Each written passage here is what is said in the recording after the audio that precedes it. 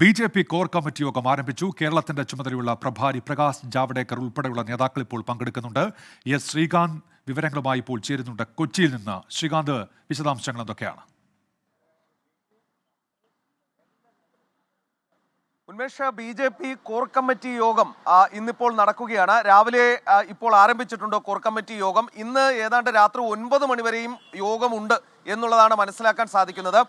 പ്രഭാരി പ്രകാശ് ജാവ്ദേക്കർ അടക്കം യോഗത്തിൽ പങ്കെടുക്കുന്നുണ്ട്. ബി.ജെ.പിയുടെ എക്സ്റ്റൻഡഡ് കോർ കമ്മിറ്റിയാണ് നടക്കുന്നത്. അതായത് സാധാരണ കോർ കമ്മിറ്റിയിൽ പങ്കെടുക്കേണ്ടത് മുൻ പ്രസിഡന്റുമാരും അതോടൊപ്പം ഇപ്പോഴത്തെ പ്രസിഡന്റ്, ജനറൽ സെക്രട്ടറി അടക്കമുള്ള അത്തരം ആളുകളാണ്. പക്ഷേ ഇതിപ്പോൾ അങ്ങനെയല്ല. മുതിർന്ന വൈസ് പ്രസിഡന്റുമാരടക്കമുള്ള ആളുകൾ ഇന്നത്തെ യോഗത്തിനെത്തുന്നുണ്ട്. നേരത്തെ ഈ യോഗത്തിൽ നിന്നും വിട്ടുനിന്നിരുന്ന ആളുകളടക്കം, അതിൽ M D Ramesh, N Radhakrishnan അടക്കമുള്ളവർ ഈ യോഗത്തിലെത്തും. ശോഭാ സുരേന്ദ്രൻ അല്പസമയത്തിനകം എത്തിച്ചേരും എന്ന വിവരവും കിട്ടിയിട്ടുണ്ട്. അതായത് എക്സ്റ്റൻഡഡ് കോർ കമ്മിറ്റി, ആ കോർ കമ്മിറ്റി യോഗമാണ് നടക്കുന്നത്. സാധാരണ കോർ കമ്മിറ്റി പോലെയല്ല ഇത്.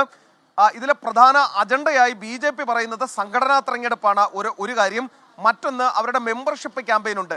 25 ലക്ഷം മെമ്പർഷിപ്പ് ചേർക്കേണ്ടിടത്ത് ഏതാണ്ട് 15 ലക്ഷത്തിനടുത്ത് മാത്രമേ ബി.ജെ.പിയുടെ മെമ്പർഷിപ്പ് എത്തിയിട്ടുള്ളൂ. അക്കാര്യം ഇവിടെ ഇന്ന് ചർച്ചയാകും. മറ്റൊരു കാര്യം, തദ്ദേശ തെരഞ്ഞെടുപ്പാണ്. ഈ എക്സ്റ്റൻഡഡ് കോർ കമ്മിറ്റി ഉണ്ടാക്കിയിട്ടുള്ളത് തന്നെ തദ്ദേശ തെരഞ്ഞെടുപ്പുമായി ബന്ധപ്പെട്ടാണ്.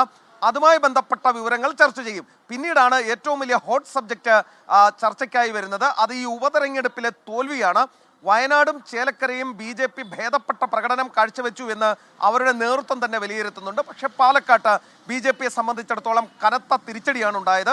ആ വിഷയം ഇന്നത്തെ കോർ കമ്മിറ്റിയിൽ ഇനി എത്ര ചർച്ച ചെയ്യില്ല എന്ന് ബി.ജെ.പി. അവകാശപ്പെട്ടാൽ പോലും ഇന്നത് ചർച്ചയാകും എന്ന കാര്യത്തിൽ ഒരു സംശയവും വേണ്ട.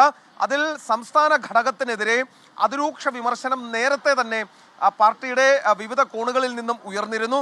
ഏകോപനമുണ്ടായില്ല, മുതിർന്ന നേതാക്കളെ വിശ്വാസത്തിലെടുത്ത് കൊണ്ടുപോയില്ല. അങ്ങനെയുള്ള ആരോപണങ്ങൾ ഉയർന്ന പശ്ചാത്തലത്തിൽ സംസ്ഥാന ഘടകത്തെ കനത്ത പ്രതിരോധത്തിലാക്കാൻ ശ്രമമുണ്ടായേക്കും. പക്ഷേ കിട്ടുന്ന വിവരമനുസരിച്ച് സംഘടനാ തെരഞ്ഞെടുപ്പ് കൂടി അടുത്തിരിക്കെ പരമാവധി ഈ വിഷയം ചർച്ചയാക്കാൻ തന്നെ തീരുമാനമുണ്ട്. മറ്റൊരു കാര്യം, ഈ ഗ്രൂപ്പ് സമവാക്യങ്ങളിൽ വലിയ മാറ്റം വന്നിട്ടുണ്ട് ബി.ജെ.പിയിൽ. നേരത്തെ വി മുരളീധരനും കെ സുരേന്ദ്രനും ഒരേ ചേരിയിലായിരുന്നെങ്കിൽ ഇന്നതിപ്പോൾ 2 ചേരിയിലായി മാറിക്കഴിഞ്ഞു.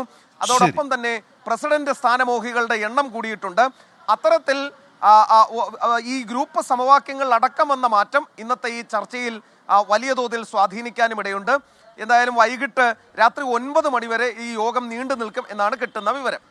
എസ് ശ്രീകാന്താണ് കൊച്ചിയിൽ നിന്ന് വാർത്തയുടെ വിശദാംശങ്ങൾ നൽകിയത്.